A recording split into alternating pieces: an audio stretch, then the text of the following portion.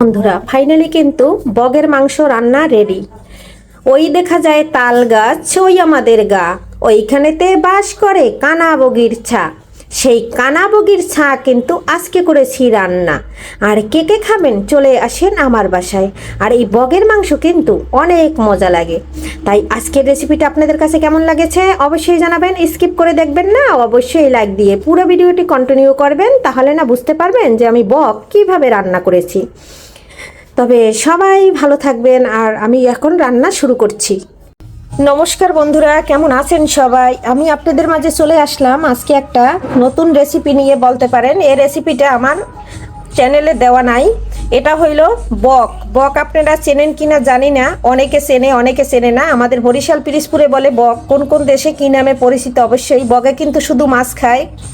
ওই দেখা যায় তাল গাছ, তাল গাছের মাথায় থাকে কি বক, এর জন্য আর কি বক আর কি মাছ ধরে আর খায়। তাই বগের মাংস পাঠাইছে বোনের বাড়ি দিয়ে, তাই কিন্তু আজকে এই বগ রান্না করব। সাথে নিয়ে নিয়েছি আলু কেটে, আলু না দিলে আমার বাসার মাংস কেউ খেতে চায় না। বগ রান্না করার জন্য রসুন বাটা নিয়েছি, কাঁচামরিচ পেঁয়াজ বাটা নিয়েছি, আর নিয়েছি আদার পাউডার। আজকে আমার আদা বাটা নাই তাই পাউডার নিয়েছি। প্রথমে আমি কড়াইতে তেল দিয়ে আলুটা হালকা ভেজে নেব। আর বগের মাংস কিন্তু ভাজতে হয় না, এটা কিন্তু মেখে রান্না করলে বেশি ভালো লাগে। আমি মশলাটা কষিয়ে তারপরে রান্না করব, যেহেতু অনেক দূর থেকে পাঠাইছে, অনেক দিন ধরে ফ্রিজে ছিল, এর জন্য। আলুগুলো দিয়ে দিচ্ছি, আলুটা দিয়ে দিয়েছি, হলুদ দিয়ে দিচ্ছি, এখানে দিয়ে দিচ্ছি এই যে লবণ আর হলুদ দিয়ে খুব সুন্দর করে ভেজে নেব। মশলার মধ্যে দিয়ে দিচ্ছি গরম জল। গরম জল দিলে তাড়াতাড়ি বরফটা ছেড়ে যাবে। এখানে আমি গুঁড়া মশলাটা অ্যাড করে দেব। এখানে দিয়ে দিচ্ছি জিরার গুঁড়া, দিয়ে দিচ্ছি ধনিয়ার গুঁড়া, আর দিয়ে দিচ্ছি হলুদের গুঁড়া, মরিচের গুঁড়া দিয়ে দিচ্ছি। পরিমাণ মতো মশলাগুলো দিয়ে দিয়েছি। দিয়ে দিচ্ছি স্বাদ অনুযায়ী লবণ। একটু জল দিয়ে রেখে দিয়েছি, 5 মিনিট থাকবে। এর ভিতরে আলুটা ভেজে নিচ্ছি। আলুটা ভাজা হয়ে গেছে, আর একটু ভেজে নিয়ে তুলে নেব। এর ভিতরে গরম মশলা দিয়ে আগে আমি এখন আলুটা তুলে নেওয়ার জন্য প্রস্তুতি করছি। আলুটা ভাজা হয়ে গেছে, এখন তুলে নিচ্ছি। এখানে দিয়ে দিচ্ছি তেজপাতা, আর এখন দিয়ে দিচ্ছি এলাচ, দারচিনি, লং, জিরা, এটা ফোড়নে দিয়ে দিচ্ছি। এখানে দিয়ে দিলাম পেঁয়াজ। গরম মশলাটা মোটামুটি ভাজা হয়ে গেছে, কিছুটা পেঁয়াজ দিয়ে দিচ্ছি।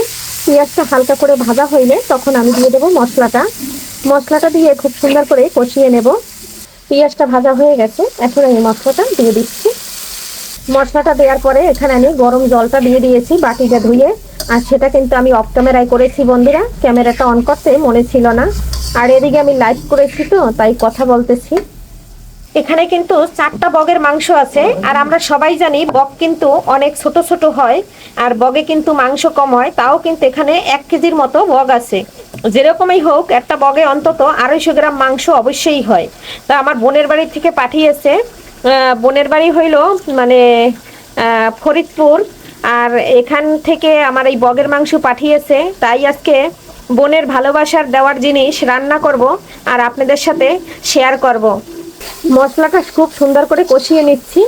আর এই মশলাটা থেকে কিন্তু দারুণ একটা সেন্ট বের হয়েছে বন্ধুরা, খুব ভালো লাগছে। আর আমি হাতে ধরে ভিডিওগুলো যেহেতু তৈরি করি, অনেক সময় মোবাইলটা কাঁপে, অনেক সময় এক সাইড আসে। তাই আপনারা সবাই একটু ক্ষমা সুন্দর দৃষ্টিতে আমার ভিডিওটি দেখবেন, এবং আপনারা ফুল ওয়াচ করে আমার ভিডিওটি দেখবেন, এবং একটা লাইক অন্তত দিয়ে দিবেন। লাইক ছাড়া আমার একদম লাইক আসছে না। 100 কমেন্ট আসলে 30টা লাইক আসছে, এটা আসলে মেনে নিতে পারছি না। আমি যাদের ভিডিও দেখি সবার ভিডিও লাইক ছাড়া দেখি না। অবশ্যই লাইক দিয়ে তারপরে শুরু করি। যখন ভিডিওটা দেখা সম্পূর্ণ শেষ হয়ে যায় তখন আমি কমেন্ট করে বের হই। আর সবাই বন্ধুরা এভাবে একজনের পাশে থাকতে হবে। এই প্ল্যাটফর্ম থেকে কিন্তু আগানো যাবে না একা একা। এখানে আমি এই যে মাংসগুলো দিয়ে দিচ্ছি। মশলাটা আমার অনেকটা কষানো হয়ে গেছে, এখন আমি মাংস দিয়ে খুব সুন্দর করে কষিয়ে নেব। মাংসটা দিয়ে একটু নেড়ে ছেড়ে দিচ্ছি। আর এখানে কিন্তু আমি যখন কষানো হয়ে যাবে তখন আমি কিছুটা কাঁচামরিচ ফালি করে রেখেছি, সেটা দিয়ে দেব। এখানে এখন আমি ঢাকনা দিয়ে ঢেকে ঢেকে খুব সুন্দর করে কষিয়ে নেব। আর মাংসটা আর মশলাটা যত সুন্দর কষানো হবে খেতে কিন্তু বন্ধুরা তত ভালো লাগবে। ঢাকনা দিয়ে ঢেকে দিচ্ছি, ঢেকে ঢেকে কষিয়ে নেব। এই যে বন্ধুরা আমি কিন্তু 10 মিনিট পরে চলে আসলাম। এখন একটু নেড়ে ছেড়ে দিচ্ছি। আর নেড়ে চেড়ে দিয়ে এটা কিন্তু এই যে দেখুন, আর এর ভিতরে কিন্তু আমি আরও কিছুক্ষণ কষিয়ে নেব। আমার কষাতেই কিন্তু একদম কিন্তু রান্না হয়ে যাবে, তারপরে কিন্তু ঝোল দিয়ে বেশি সময় রান্না করতে লাগবে না। আর বগের মাংস রান্না করতে বেশি সময় লাগে না। কে কে ছোটোবেলা বক খেয়েছেন অবশ্যই জানাবেন। আমি কিন্তু ছোটোবেলা প্রচুর বগের মাংস খেয়েছি, প্রচুর। আরও 5 মিনিট পরে চলে আসলাম। এখন দিয়ে দিলাম আলুটা দিয়ে আরও 10 মিনিট কষিয়ে নেব। এখন আমি নেড়ে ছেড়ে একটু মিশিয়ে দিচ্ছি। আর বন্ধুরা, সবসময় কিন্তু যে কোনো মাংস রান্না করতে হলে ভালো করে কষাতে হয়, তারপরে রান্না করতে হয়। আর বগের মাংস যদি টাটকা হইতো তাহলে হাতে মেখে রান্না করে নিতাম, ওটা খেতে কিন্তু আরও বেশি ভালো লাগতো।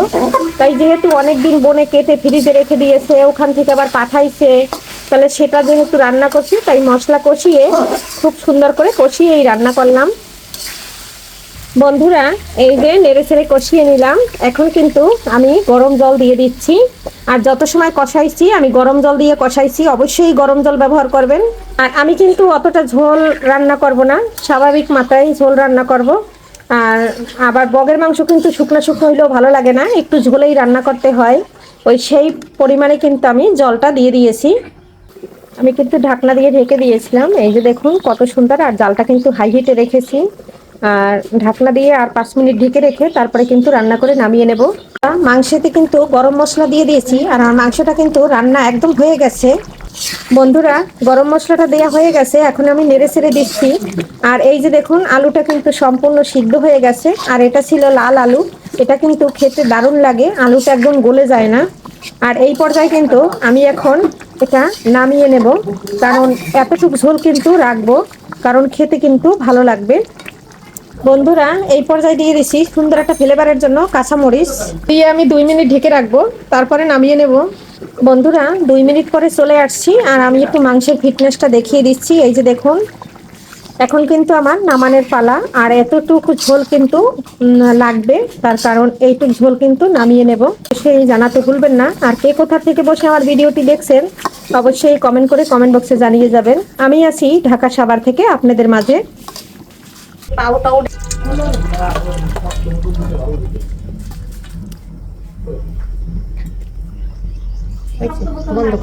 মাংসটা একদম নামিয়ে নিয়েছি বন্ধুরা। আর কেমন হয়েছে রান্না জানাতে কিন্তু ভুলবেন না।